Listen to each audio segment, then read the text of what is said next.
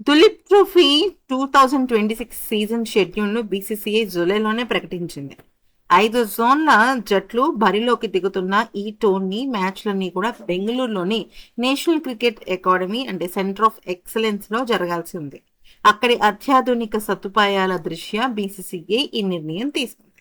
అయితే centre of excellence లోకి ప్రేక్షకులకు అనుమతి ఉండదు.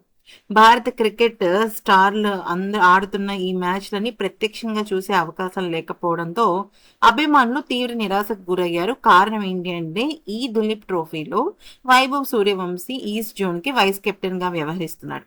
అయితే ఇక దీనిపైన అంటే వైభవ్ సూర్యవంశీ మ్యాచ్ని మేము ఎందుకు చూడకూడదు అని చెప్పేసి బీసీసీఐతో పాటుగా రకరకాల క్రికెట్ వర్గాల నుంచి ఒత్తిడి పెరగడంతో అభిమానుల కోరికను మన్నించి బీసీసీఐ కీలకమైన నిర్ణయం తీసుకుంది.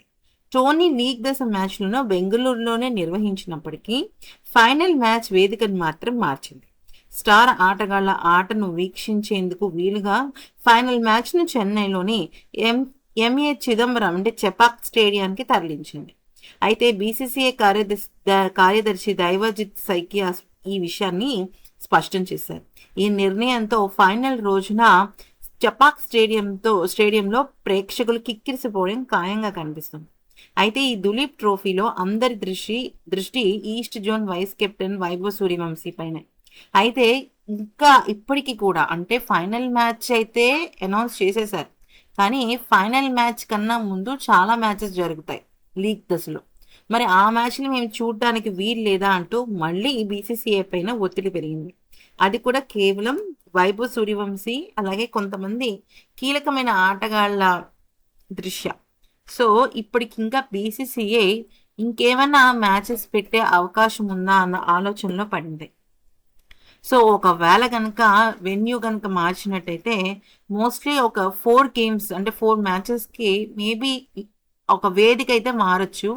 కానీ ఇది కొంతవరకు భద్రతా దృష్ట్యా వేరే కారణాల వల్ల అది జరగకపోవచ్చు కూడా. కానీ దీని గురించి వైభవ్ సూర్యవంశీ అభిమానులు అయితే చాలా తీవ్రంగా బాధపడుతున్నారు.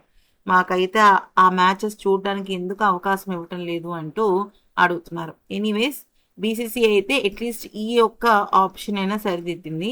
మరీ ముఖ్యంగా చెప్పాలి అంటే బీసీసీఐ ఇప్పుడు ఈ ఫైనల్ మ్యాచ్ని చపాక్ స్టేడియంలో పెట్టడంతో ఒకవేళ ఈస్ట్ జోన్ గనక ఫైనల్స్కి చేరింది అంటే మాత్రం వైభవ్ సూర్యవంశీ రచ్చ అయితే ఖచ్చితంగా మనం చూడొచ్చు.